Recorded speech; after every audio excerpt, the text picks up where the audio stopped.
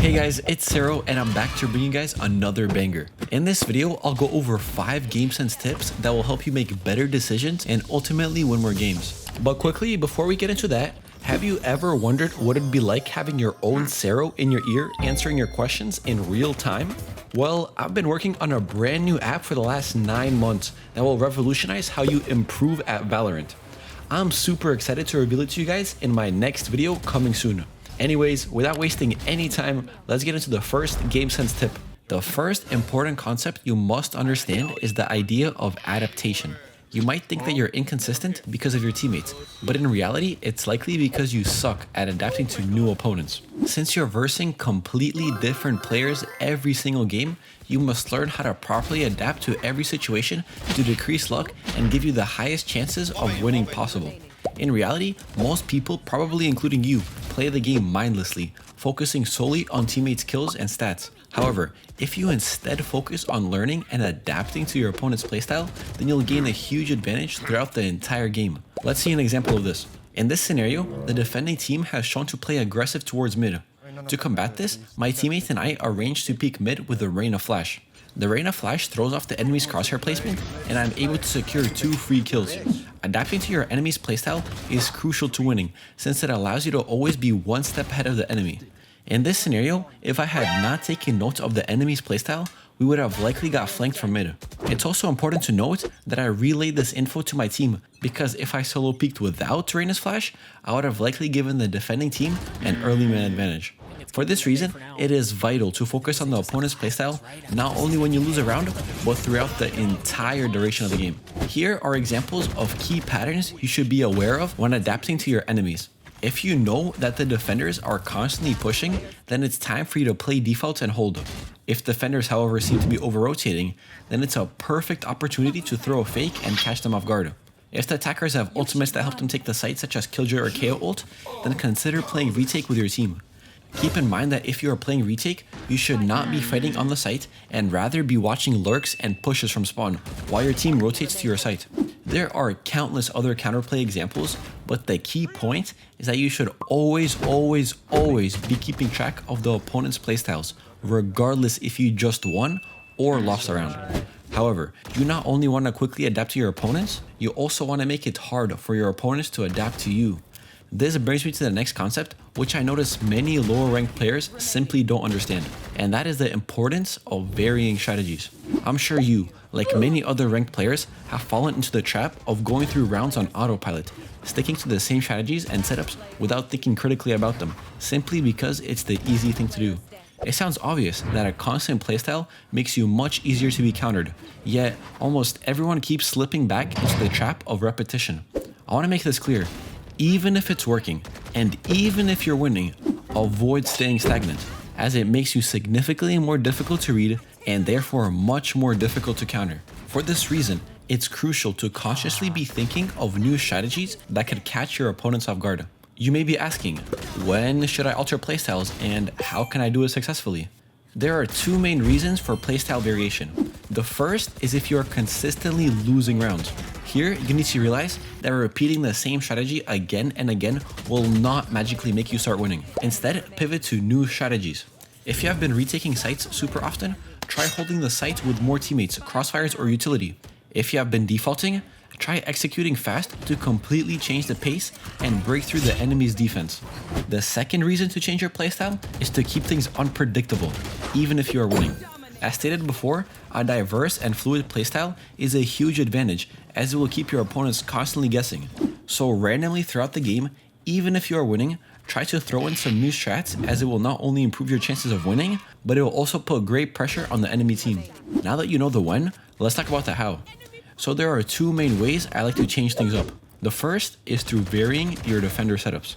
You can either swap the agents defending each bomb site, or you can stack a specific site based on a prediction of where the enemies will attack.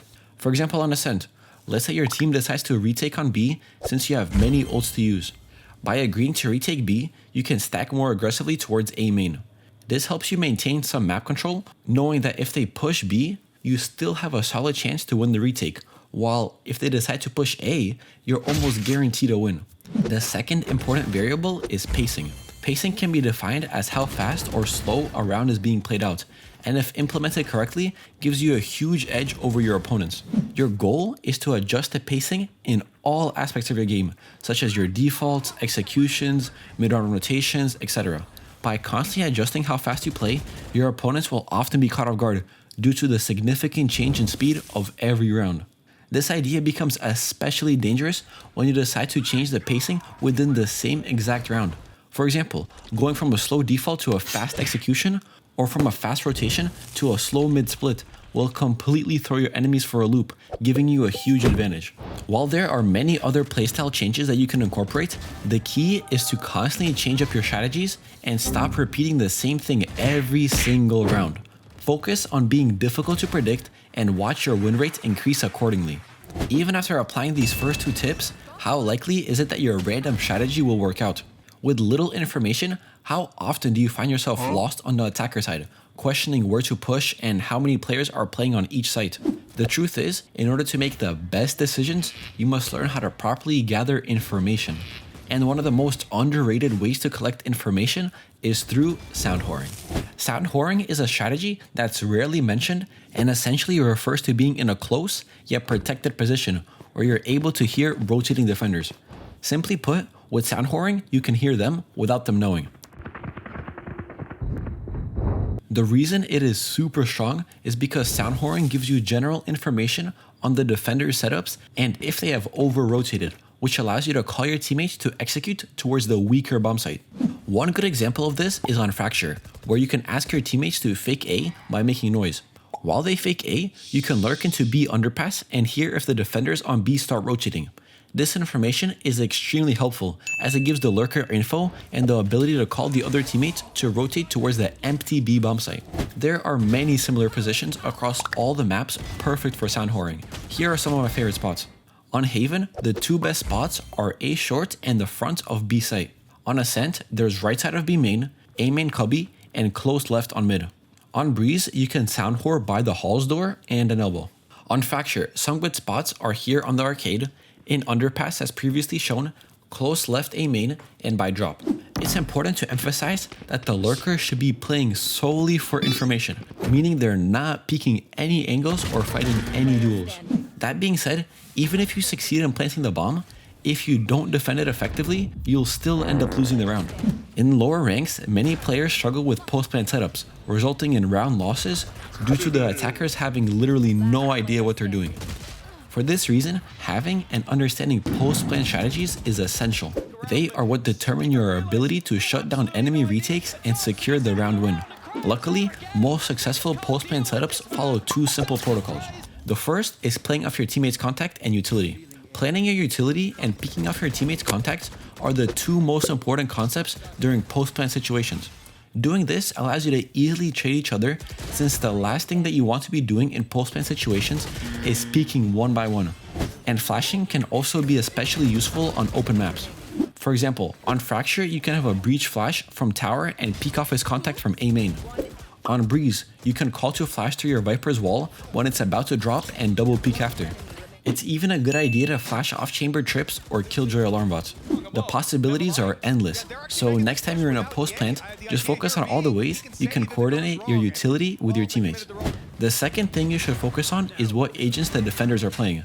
This is important because it tells you what utility you should expect to counter. Are there solo darts to shoot? Any lineups that you have to dodge? Do you have to play anti-flash or counter any other utility? It's important to emphasize the defender's ults as they are pivotal in the retake since being unaware of a simple breach ult could cost you the entire round. If the defenders have multiple retake ultimates, such as a breach or fade ult, your team can fully give up the site to avoid dying early.